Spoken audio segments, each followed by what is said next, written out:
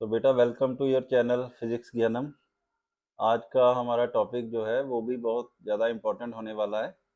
ये टॉपिक जो है ये प्लस टू क्लास से रिलेटेड है। इसमें आज हम क्या करेंगे, we will find torque on current carrying rectangular coil placed in an external magnetic field. मेरे कहने का मतलब है कि एक रेक्टेंगुलर कॉइल हम लेंगे जिसे हम एक ऐसे रीजन में रखेंगे जहाँ पर पहले से ही मैग्नेटिक फील्ड है। फिर हम उस रेक्टेंगुलर कॉइल में करंट फ्लो कराएंगे तो देखेंगे कि उस पर टॉर्क लगेगा। तो उस कॉइल पे कितना टॉर्क लगेगा वो हम कैलकुलेट करेंगे आज। ये देखो, हम मान लेते हैं कि ये एक रेक्टेंगुलर कॉइल है। मैंने उसका थोड़ा सा साइड पोज लिया है। जब कॉइल पे टॉर्क टॉर्क लगेगा तो टॉर्क उसे रोटेट करेगा। तो जब वो रोटेट करेगा तो ये रोटेट करते समय किसी इंस्टेंट पे उसकी लोकेशन है, पोजीशन है ये उसकी। तो ये रेक्टेंगुलर कॉइल जब थोड़ी सी टर्न होगी अल्फा एंगल के थ्रू तो ऐसी उसकी पोजीशन हो जाएगी। तो इस पे मैग्नेटिक फील्ड लग रहा है। इस रीजन में मैग्नेटिक फील्ड कैसे लग रहा है, हॉरिजॉन्टली लग रहा है। तो मान लेते हैं कि इस रेक्टेंगुलर कॉइल का साइड्स का नेम हम रख लेते हैं ए बी सी डी। और मान लेते हैं कि इसमें करंट जो फ्लो कर रहा है वो एंटी क्लॉकवाइज डायरेक्शन में फ्लो कर रहा है, जैसे ये आपको शो किया है। और मैग्नेटिक फील्ड किस डायरेक्शन में है, हॉरिजॉन्टल डायरेक्शन में। ये देखो, चारों साइड्स पे मैंने मैग्नेटिक फील्ड शो कर दिया। ये हॉरिजॉन्टल डायरेक्शन में है, ये मैग्नेटिक फील्ड की डायरेक्शन है। और ये जो एरो मैंने बनाए हैं साइड्स पे, ये करंट की डायरेक्शन शो करता है। मान लो कि करंट जो है आई इसमें फ्लो कर रहा है। अब हम क्या करेंगे, इस पे टॉर्क फाइंड आउट करेंगे। अब देखो, टॉर्क फाइंड आउट करने के लिए पहले क्या करना पड़ेगा, फोर्स फाइंड आउट करनी पड़ेगी कि इस रेक्टेंगुलर कॉइल की हर साइड पे कितनी फोर्स लग रही है। अब ये रेक्टेंगुलर साइड है जिसमें करंट फ्लो कर रहा है। हम इसे ऐसे कंसीडर कर सकते हैं कि it is a combination of 4 straight current carrying conductor. ये 4 स्ट्रेट करंट कैरिंग कंडक्टर को कंबाइन करके हमने एक रेक्टेंगुलर कॉइल बना ली है। तो हम क्या करेंगे कि हर साइड पे फोर्स फाइंड आउट करेंगे। हर साइड को हम लेके एज ए स्ट्रेट कंडक्टर उस पर फोर्स फाइंड आउट करेंगे। तो सबसे पहले हम क्या करेंगे, डी ए और बी सी साइड पे मैग्नेटिक फोर्स फाइंड आउट करेंगे। जैसे हमने पिछले आर्टिकल में, पिछले लेक्चर में हमने किया था कि जब भी किसी करंट कैरिंग कंडक्टर को हम एक्सटर्नल मैग्नेटिक फील्ड में रखते हैं तो उस पर मैग्नेटिक फोर्स लगती है। तो बेटा ये भी 4 स्ट्रेट कंडक्टर की तरह ही है। तो जब हमने इसको मैग्नेटिक फील्ड में रखा, करंट कैरिंग 4 स्ट्रेट कंडक्टर्स को जो एक रेक्टेंगल बना रहे हैं, तो उन पे भी मैग्नेटिक फोर्स लगेगी। तो सबसे पहले हम डी ए साइड पे मैग्नेटिक फोर्स पता करेंगे। मैं इसे डी ए इसलिए कह रहा हूँ, ए डी नहीं बोल रहा, डी ए बोल रहा हूँ, क्योंकि जिस डायरेक्शन में करंट फ्लो कर रहा है उस डायरेक्शन में मैं इसका नेम ले रहा हूँ, डी ए। तो मैग्नेटिक फोर्स फाइंड आउट करने के लिए हम क्या करते हैं, इस पे एक नॉर्मल ड्रा करते हैं। इस साइड पे, एडी साइड पे एक नॉर्मल ड्रा करते हैं। नॉर्मल क्या होता है, कोई भी लाइन जो उस साइड पे परपेंडिकुलर होती है, 90 डिग्री का एंगल बनाती है। ऐसे ही बीसी साइड पे भी हम एक नॉर्मल ड्रा कर लेंगे। मान लेते हैं कि मैग्नेटिक फील्ड की डायरेक्शन जो है इस नॉर्मल से थीटा एंगल बना रही है। ऐसे ही नीचे भी मैग्नेटिक फील्ड की जो डायरेक्शन है वो इस नॉर्मल से कितना एंगल बना रही है, थीटा एंगल बना रही है। सो बेटा हम सबसे पहले डी ए साइड पे मैग्नेटिक फोर्स फाइंड आउट करेंगे, ठीक है। सो मैग्नेटिक फोर्स जो इस साइड पे लगेगी उसका नेम हम F1 वेक्टर ले लेते हैं। सो F1 वेक्टर किसके इक्वल आएगा, क्या फार्मूला मैंने आपको बताया था, मैंने आपको बताया था I L vector cross B vector. ये वाला फार्मूला हमने ड्राइव किया था। अब यहाँ पे देखो, एल क्या है, लेंथ है, length of side, length of conductor. और यहाँ पे कंडक्टर की लेंथ क्या है, डी से लेके ए तक, डी ए है उसकी लेंथ। तो मैं यहाँ पे क्या लिख लूंगा, D A vector cross B vector. ठीक है, लेंथ लिख ली। अब मान लेते हैं कि ये जो रेक्टेंगल है इसकी जो लेंथ है, ये वाली लेंथ जो है इसको हम एल कंसीडर कर लेते हैं लेंथ। और ये वाली जो इसकी विड्थ है इसको हम क्या कंसीडर कर लेते हैं, बी कंसीडर कर लेते हैं। ठीक है, इसका मतलब है अगर बी सी बी है तो डी ए भी बी होगी, क्योंकि रेक्टेंगल की अपोजिट साइड्स इक्वल होती हैं। सो डी ए की वैल्यू हम, इसको ओपन करो जरा, ठीक है, डी ए की वैल्यू बाद में भरते हैं, पहले इसको ओपन कर लो।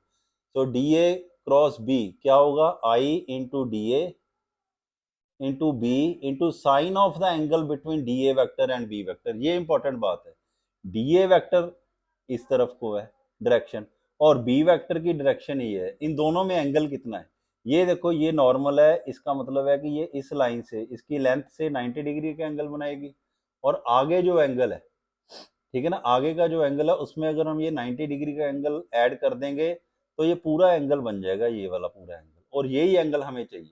ठीक है ना, यहाँ पे मैं आपको थोड़ा बड़ा करके बता देता हूँ, ये देखो ये डी है, डी ए साइड है इसकी, और ऐसे मैग्नेटिक फील्ड इस पे लग रहा है। ठीक है, हमने यहाँ पे नॉर्मल बना रही है, ये नॉर्मल ड्रा कर ली है, नॉर्मल और मैग्नेटिक फील्ड में एंगल जो है थीटा है।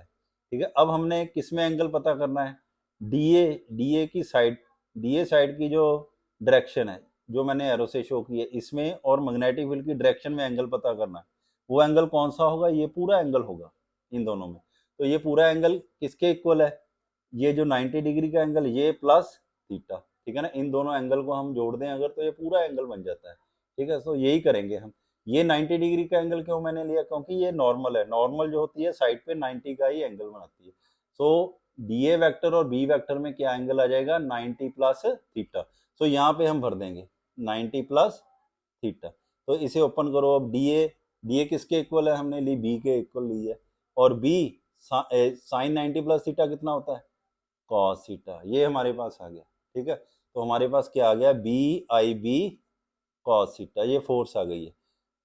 जब हम फ्लेमिंग लेफ्ट हैंड रूल लगाते हैं, ठीक है ना, फ्लेमिंग लेफ्ट हैंड रूल आपको मालूम ही है, मैग्नेटिक फोर्स की डायरेक्शन पता करने के लिए होता है।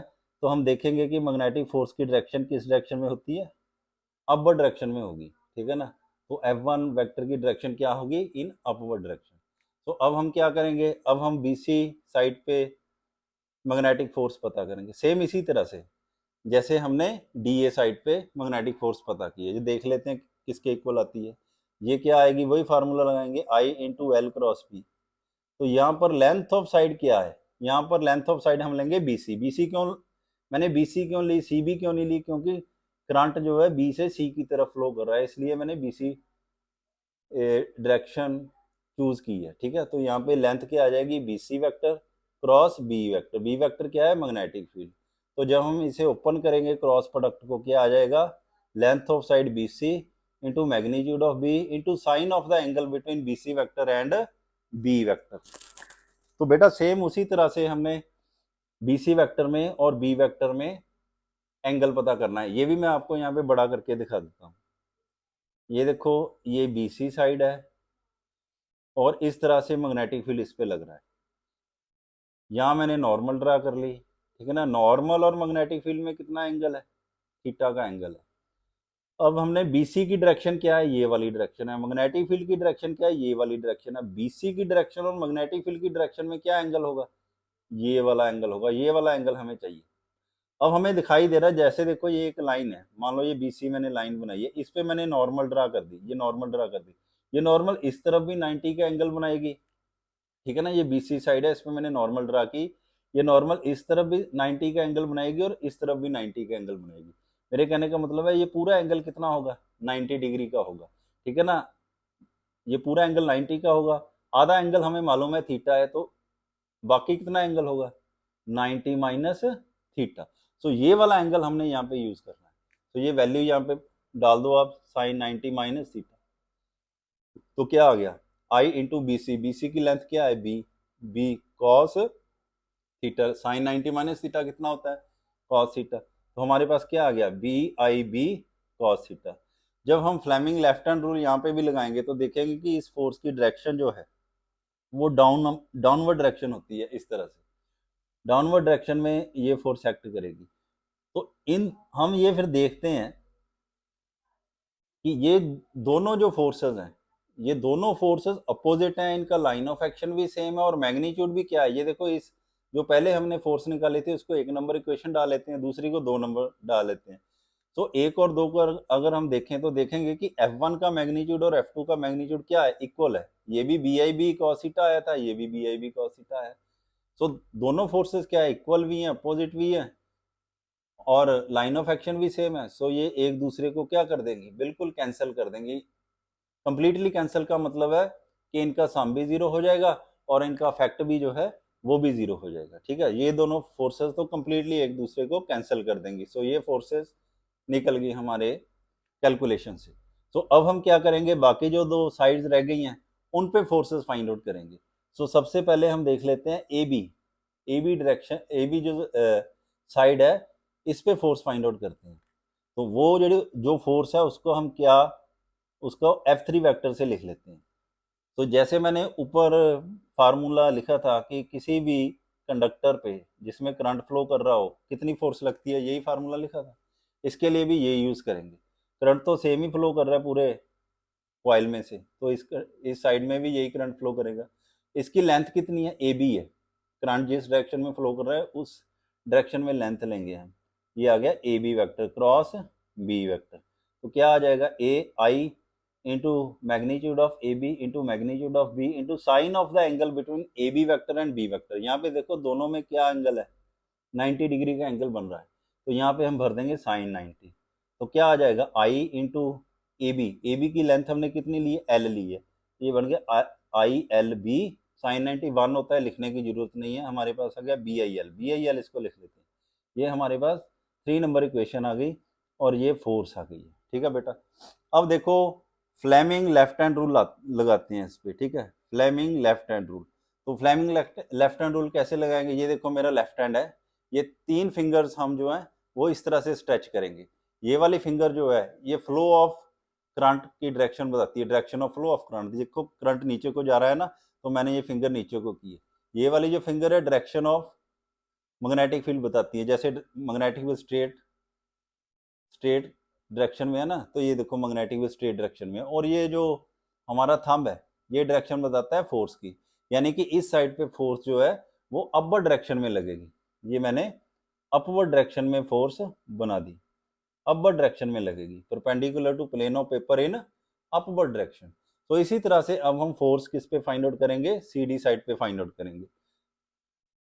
तो उसका नाम हम लिख लेते हैं F4 vector. C D side पे फोर्स पता करनी है, यही फार्मूला लगाएंगे, आई इंटू लेंथ क्या है C D vector cross B vector. तो आई सी डी की लेंथ कितनी है, सी डी की लेंथ भी उतनी होगी जितनी ए बी की है, L into B sine of the angle between C D and B. यहाँ पे भी कितना एंगल होगा, 90 डिग्री का एंगल होगा, तो यहाँ पे 90 लिख दूंगा मैं। तो क्या आ गया हमारे पास, बी आई एल आ गया। इसको 4 नंबर इक्वेशन लिख देंगे। ठीक है, अब इसी तरह से फ्लेमिंग लेफ्ट हैंड रूल इस पे लगाना है। ठीक है ना, फ्लेमिंग लेफ्ट हैंड रूल अगर हम इस पे लगाएं तो कैसे लगेगा, तो इस तरह से बेटा लगेगा। ये मेरा लेफ्ट हैंड है, तो ये करंट की डायरेक्शन है। ठीक है ना, करंट की डायरेक्शन जो है ऐसे ऊपर ऐसे जाएगी ऐसे। ये देखो ये करंट की डायरेक्शन है ना, इसको ऊपर को करना है, तो ये हैंड को मुझे ऐसे घुमाना पड़ेगा। ठीक है ना, ये देखो मेरे फिंगर इस तरफ को होगी, ये मैग्नेटिक फील्ड की डायरेक्शन होगी। ये मेरा थंब देखो नीचे चला गया, थंब की डायरेक्शन जो है ये मैग्नेटिक फोर्स की डायरेक्शन बताएगी। यानी इस साइड पे जो मैग्नेटिक फोर्स की डायरेक्शन होगी वो क्या होगी, perpendicular to plane of paper in inward direction. ये F4 वेक्टर आ गई। ठीक है, तो ये देखो 3 और 4 इक्वेशन को देखो, दोनों फोर्सेस क्या आई हैं, F3 और F4। इनका मैग्नीट्यूड दोनों का क्या आया है, इक्वल आया है। ये किसके इक्वल लिख लेते हैं हम, F के इक्वल लिख लेते हैं। अब ये दोनों फोर्सेस जो हैं इक्वल भी है अपोजिट भी है, एक ऊपर को एक नीचे को है, मगर फिर भी ये कैंसिल नहीं होंगी। इनका सम जरूर जीरो हो जाएगा मगर इनका फैक्ट जीरो नहीं होगा। क्यों नहीं होगा, क्योंकि बेटा फैक्ट जीरो करने के लिए एक तो फोर्सेस इक्वल चाहिए, एक अपोजिट चाहिए, एक उनका लाइन ऑफ एक्शन जो है वो सेम चाहिए, और चौथा क्या चाहिए कि वो सेम बॉडी पे एक्ट करती हैं। ठीक है ना, सेम कॉइल पे ये एक्ट कर रही हैं। 3 कंडीशन तो ये फुलफिल करती हैं, मगर चौथी कंडीशन जो है उनकी लाइन ऑफ एक्शन सेम होनी चाहिए, वो नहीं कर रही। क्यों, क्योंकि ये देखो F3 फोर्स की लाइन ऑफ एक्शन ये वाली है और F4 की लाइन ऑफ एक्शन ये वाली है, सेम नहीं है इनकी लाइन ऑफ एक्शन, जिसके कारण इनका फैक्ट जीरो नहीं होगा। इनका फैक्ट क्या होगा कि ये कॉइल पे टॉर्क लगाएंगी, वो कितना टॉर्क लगाएंगी वो हम अब कैलकुलेट करेंगे। सो बेटा टॉर्क कैलकुलेट करने के लिए हम इस कॉइल को ऊपर से देखेंगे। ऊपर से देखने का क्या मतलब है, ये देखो जैसे मेरे हाथ में पेज है, पेज को मैं अगर ऐसे खड़ा कर दूं ऐसे ही क्वाइल है रेक्टेंगुलर, जैसे ये पेज है, उसको ऐसे खड़ा कर देना पूरा खड़ा, और ऊपर से देखना है इसको, ठीक है ना। ऐसे क्वाइल को अगर हम ऊपर से देखेंगे तो कौन सी साइड हमें दिखाई देगी, एडी साइड दिखाई देगी, ठीक है ना। जो फोर्स है वो पूरी साइड पे लगे, ये जो F3 फोर्स है वो पॉइंट पे नहीं लगती, पूरी साइड पे लगती है। ऐसे ही F4 फोर्स भी पूरी साइड पे लगेगी, सो टॉर्क भी पूरी साइड पे ही लगेगा। तो हम ऊपर से देखेंगे, ऊपर से जब हम देखेंगे तो हमें कौन सी साइड दिखाई देगी, एडी साइड दिखाई देगी, और फोर्सेस ऐसे लगेगा जैसे इस तरफ डाउनवर्ड डायरेक्शन में लग रही है, इस तरफ अपवर्ड डायरेक्शन में लग रही है। तो वो डायग्राम हम बना लेंगे। तो अगर हम ऊपर से देखें तो हमें सिचुएशन कैसी दिखाई देगी, वो मैं अब बना लेता हूँ।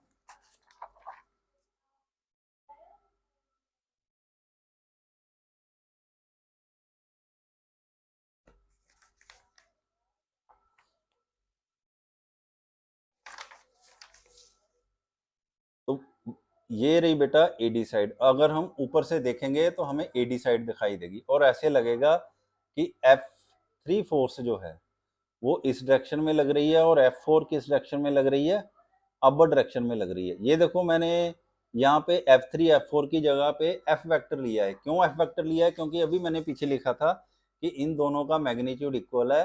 मैग्नीट्यूड इक्वल होने की वजह से मैंने दोनों को ही किससे डिनोट कर दिया, F से डिनोट कर दिया, ठीक है ना।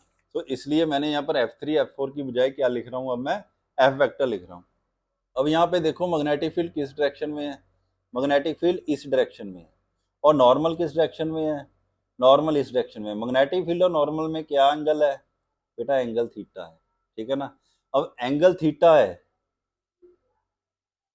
ठीक है ना। मैं ये देखो ये ट्रायंगल कंप्लीट कर लेता हूँ। ट्रायंगल क्यों कंप्लीट करनी है, क्योंकि हमें परपेंडिकुलर डिस्टेंस चाहिए बिटवीन टू फोर्सेस। वो क्यों चाहिए, क्योंकि हमने टॉर्क कैलकुलेट करना है। चलो पहले मैं आपको डायग्राम समझा देता हूँ। ये देखो हमने एडी साइड बना ली, इस पे दो फोर्सेस लग रही हैं।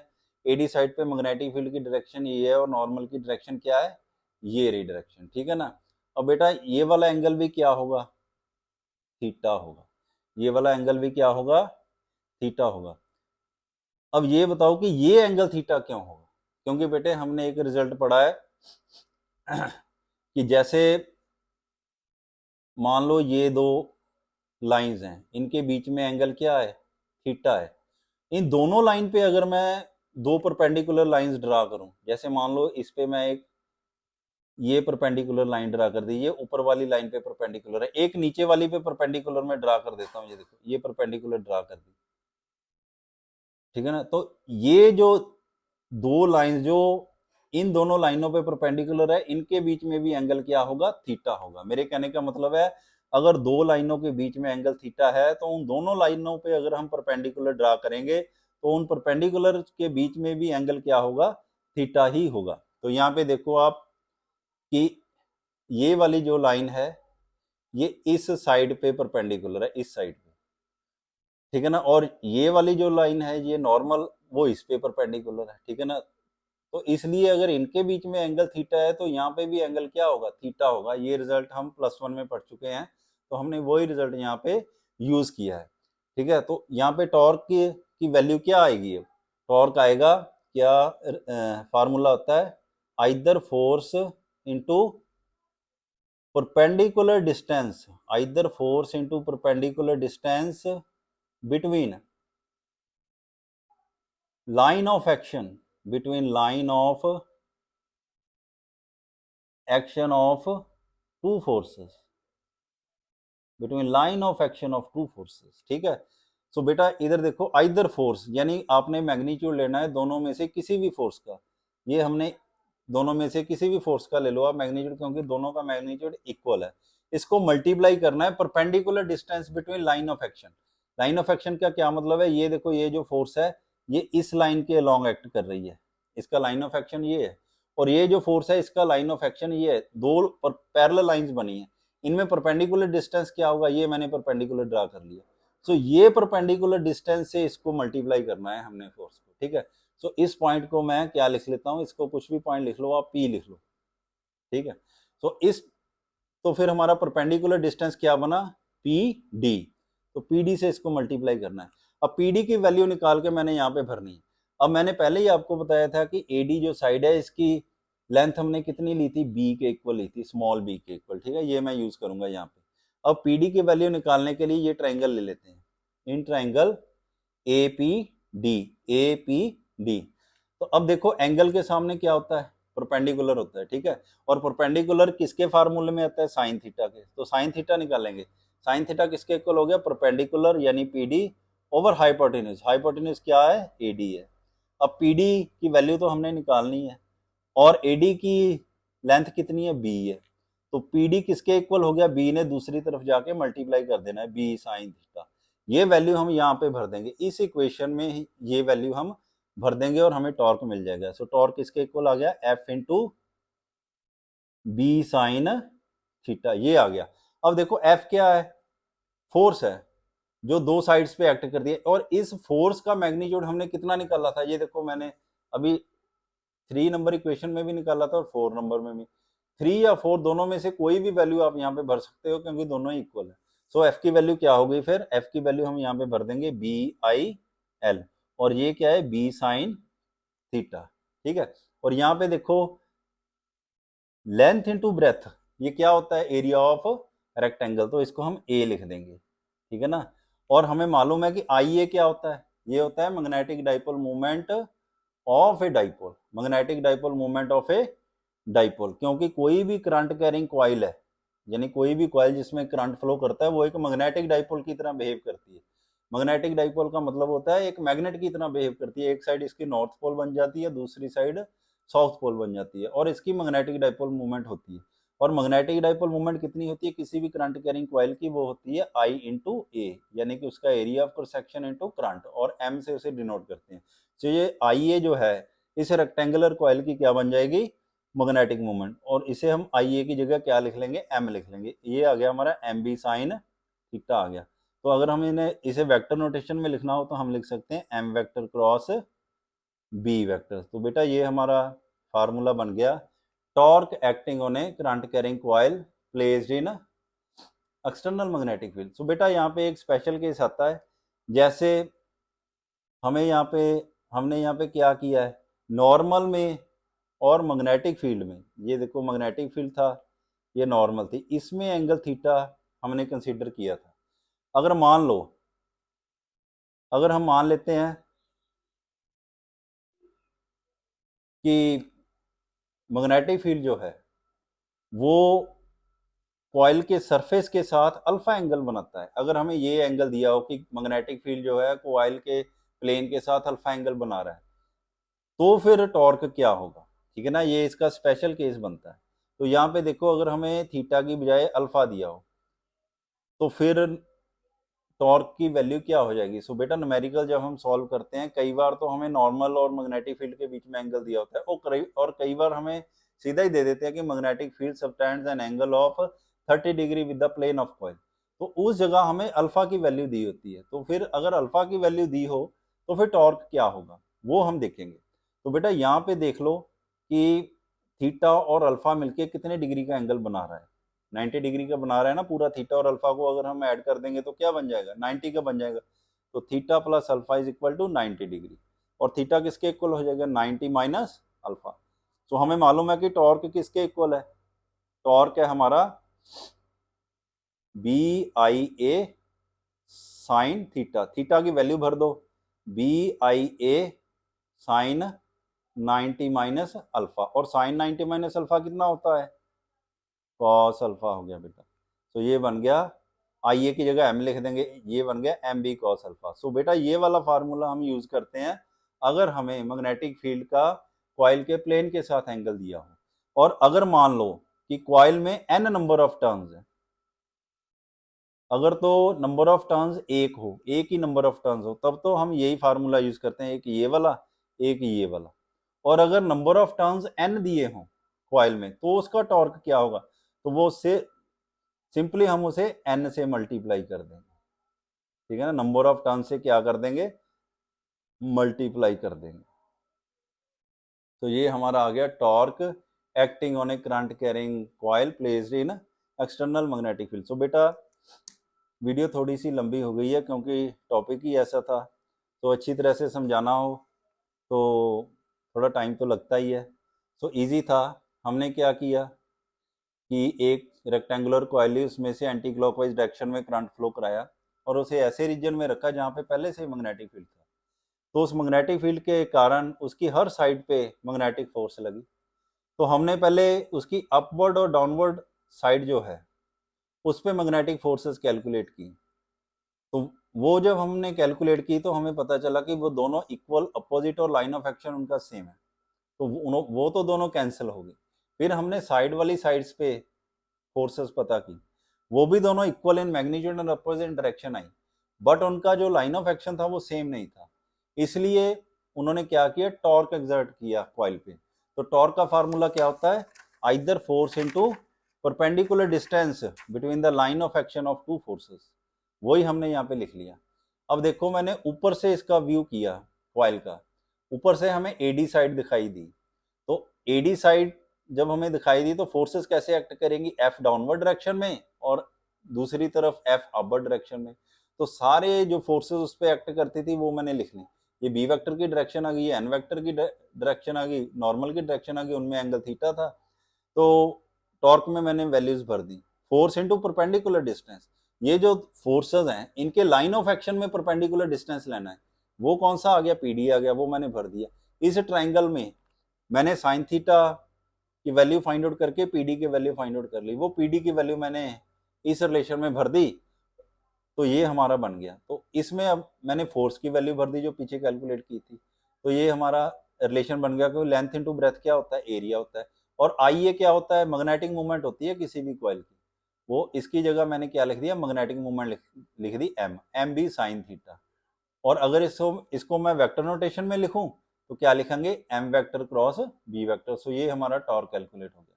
फिर हम इसका स्पेशल केस करते हैं कि मान लो हमें अगर थीटा एंगल की जगह पे अल्फा एंगल दिया हो। अल्फा क्या है कि मैग्नेटिक फील्ड कितना एंगल बना रही है with the plane of the coil, वो दिया हो, नॉर्मल की जगह प्लेन के साथ एंगल दिया हो, तो फिर हम टॉर्क कैसे कैलकुलेट करेंगे। ये देखो मैंने प्लेन के साथ एंगल बना लिया उसका अल्फा, तो हमें डायग्राम से दिखाई दे ही रहा है कि अगर थीटा और अल्फा को मैं ऐड कर दूंगा तो ये 90 डिग्री का एंगल पूरा बन जाएगा।